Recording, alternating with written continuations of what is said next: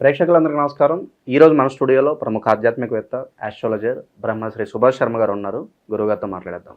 నమస్కారం గురుగారు. శ్రీమాత్రి అండి. గురుగారు, ఏప్రిల్ మాసంలో ధనుసు రాశి వారి పరిస్థితి ఎలా ఉండబోతుంది? షష్టగ్రహ కూటమి ప్రభావం అనేది ఈ రాశి వాళ్ళ మీద ఈ నెల ఎలా ఉండబోతుంది గురుగారు? తప్పకుండా తెలియజేస్తాను. ముందుగా ప్రేక్షకులందరికీ శ్రీమాత్రే నమః, శ్రీ గురుభ్యో నమః. జ్ఞానినాంనపి చేతాంసి దేవి భగవతి హిత బలాయ కృషమోహాయ మహామాయ ప్రయశ్చతి. ధనుసు రాశి వారికి చతుర్థంలో షష్టగ్రహ కూటమి ఏర్పడింది. దీని యొక్క ప్రభావము ఇప్పుడు రాబోయేటటువంటి ఈ ఏప్రిల్ మాసంలో కొంతవరకు పడేటటువంటి అవకాశం ఏర్పడుతూ ఉంటుంది. 4వ స్థానంలో షష్టగ్రహ కూటమి ఈ ధనుసు రాశి వారికి ఏర్పడింది కాబట్టి మీనరాశిలో సంచరిస్తుంది కాబట్టి ఈ షష్టగ్రహ కూటమి యొక్క ప్రభావం వీళ్లకు దాదాపుగా 3 నెలల పాటు ఉండేటటువంటి అవకాశం ఉంటుంది. అయితే దీనివల్ల ముఖ్యంగా ఏంటి అంటే కనుక ధనుస్సు రాశికి అధిపతి అయినటువంటి గురువు వృషభ రాశిలో సంచరిస్తున్నాడు. అందులోనూ ఈ షష్టగ్రహ కూటమి ఏర్పడినటువంటి చతుర్థ స్థానం అనేటటువంటిది వీళ్ళకు కొద్దిగా ఇబ్బందికరాన్ని కలిగిస్తూ ఉంటుంది. అందులోనూ ఇప్పుడున్నటువంటి ఈ ధనుసు రాశి వారికి ముఖ్యంగా వచ్చేటటువంటి ఇబ్బందులు ఏంటి అంటే గనక ఆరోగ్య భంగము, ఆర్థికపరమైనటువంటి ఇబ్బందులు, అయిన వాళ్ళతో శత్రుత్వం ఏర్పడేటటువంటి లక్షణాలు. ఈ ప్రధానంగా ఈ 3 ఇబ్బందులతో వీళ్ళు సతమతమైపోయేటటువంటి అవకాశం ఉంటుంది.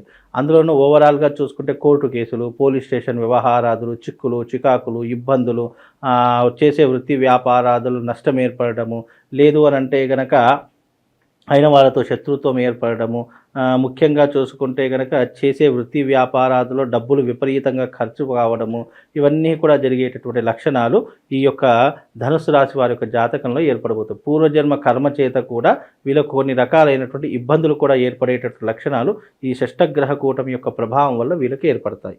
ఇక వీళ్ళు ముఖ్యంగా ఆచరించవలసింది ఏంటి అంటే కనుక కోపం ఆవేశం తగ్గించుకునే ప్రయత్నం చేయాలి. డబ్బులు అనవసరంగా వ్యర్థమైనటువంటి దానికి ఖర్చు చేయకుండా వీలైనంత జాగ్రత్త పడేటటువంటి లక్షణాలు ఏర్పరచుకోవాలి. ముఖ్యంగా వివాహాలు ఆలస్యం కావడము, లేదు అంటే సంతాన విషయంలో ఏదైనా ఇబ్బందులు ఏర్పడము, రాష్ట్ర రాజకీయ రంగంలో ఇబ్బందులు ఏర్పడడం, రాజకీయ నాయకులకు ఇబ్బందులు, పదవి గండం ఏర్పడము, ఇలాంటివి ఎక్కువగా జరిగేటటువంటి లక్షణాలు ఇప్పుడు వీళ్ళ జాతకంలో కనిపిస్తున్నాయండి. కనుక వీలైనంత వరకు జాగ్రత్తగా ఉండే ప్రయత్నం చేసుకోవాలి.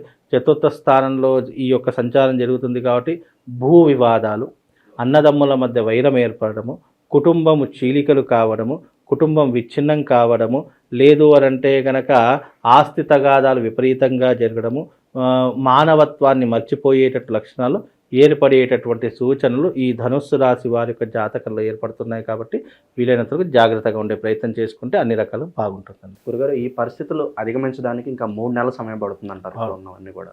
అయితే ఇప్పుడున్నటువంటి ప్రస్తుత కాలంలో ఏంటి అంటే గనక ఈ ప్రభావము 28వ తారీఖు రోజున ప్రారంభమైంది కాబట్టి దీని యొక్క ప్రభావం వెంటనే ఏర్పడదు. ఎప్పుడైతే పౌర్ణమి దాటి వీళ్ళు అడుగు పెడతారో అప్పుడు వీళ్ళకు సమస్యలు అనేటటువంటి ఏంటో అనేటటువంటి కనిపిస్తాయి. ఎందుకంటే ఒక విపత్తు మనకు రాబోతుంది అని తెలియడానికి కొన్ని సంకేతాలు వస్తూ ఉంటాయి. ఆ సంకేతాలు వచ్చినప్పుడు మనం అలర్ట్గా ఉంటే దాని నుంచి మనం బయటపడాలి అనేటటువంటి ఆలోచన మనకు కలుగుతుంది. ఇప్పుడు షష్టగ్రహ కూటమి ఏర్పడింది, నాకేం కాలేదు, మా కుటుంబానికి ఏం కాలేదని తలలు విరవీగుతూ ఉన్నారనుకోండి, ఆ ప్రభావం అనేటటువంటి పడినప్పుడు వాళ్ళ జీవితంలో తట్టుకోలేరు. దాని యొక్క ప్రభావం ఎలా ఉంటుంది అని అంటే కనుక ఇప్పుడు రాబోయేటటువంటి ఈ పౌర్ణమి తర్వాత దీని యొక్క పరిణామం అనేటటువంటి ధనుసు రాశి వారు ఎదుర్కొంటారు. గుర్తుపెట్టుకోండి. సినిమా రంగంలో ఉన్నటువంటి వాళ్ళు, సెలబ్రిటీ స్టేటస్ అనుభవిస్తున్నటువంటి వాళ్ళు, రాష్ట్ర రాజకీయ రంగంలో ఉన్నటువంటి వాళ్ళు తీవ్రమైనటువంటి ఇబ్బందులు ఎదుర్కొంటారు. పదవి గండాన్ని పోగొట్టుకుంటుంటున్నారు. అలాగే అవకాశాలు వచ్చిన వాళ్ళు అవకాశాలు చేజార్చుకునే పరిస్థితులు ఏర్పడుతూ ఉంటాయి. సర్జరీలు జరగడము, అంటే ఆపరేషన్స్ జరగడము, యాక్సిడెంట్లు కావడము, లేదా విపరీతమైనటువంటి ప్రాణ నష్టం ఏర్పడము, ఇలాంటి లక్షణాలు ఎక్కువగా ఏర్పడేటటువంటి వాటిలో ఈ ధనుసు రాశి వారు ఒకరు అని చెప్పుకోవచ్చు. అందులోనూ ఈ ధనుసు రాశి వారికి ఇప్పుడున్న ప్రస్తుత కాలంలో ఈ పౌర్ణమి తర్వాత దీని యొక్క పరిణామం అనేటటువంటిది వీళ్ళు అనుభవించేటటువంటి స్థితిలో ఉంటారు. కనుక అందుకే ధనుస్సు రాశి వారు వీలైనంత జాగ్రత్తగా ఉండే ప్రయత్నం చేసుకోవాలండి. గురుగారు, కనబడిన శత్రువులు కావచ్చు, శత్రుబీడ, శత్రుబాధ ఇవన్నీ కూడా ఎక్కువగా ఉన్నాయి వాళ్ళకి. అయితే శత్రుబాధ అనేటటువంటిది ముఖ్యంగా ఎదుర్కోవాలి అని అంటే కనుక వీళ్ళకు ఒక రక్షణ కవచం కావాలి.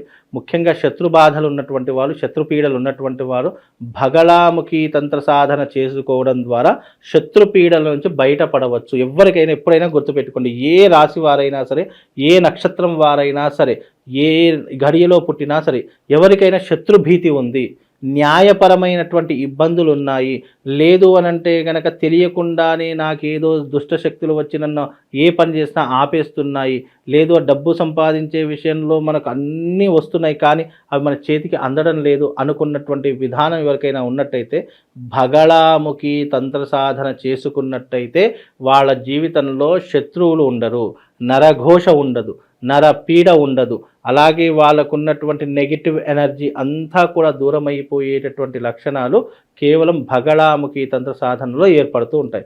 కనుక ఈ తంత్ర సాధన చేసుకుంటే మీరు అన్నట్టుగా నెగిటివ్ ఇంపాక్ట్ అనేటటువంటిది మన దాకా రాకుండా మనకు ఒక రక్షణ కవచంలా కాపాడేటటువంటిదే ఈ యొక్క భగళాముఖి తంత్ర సాధన.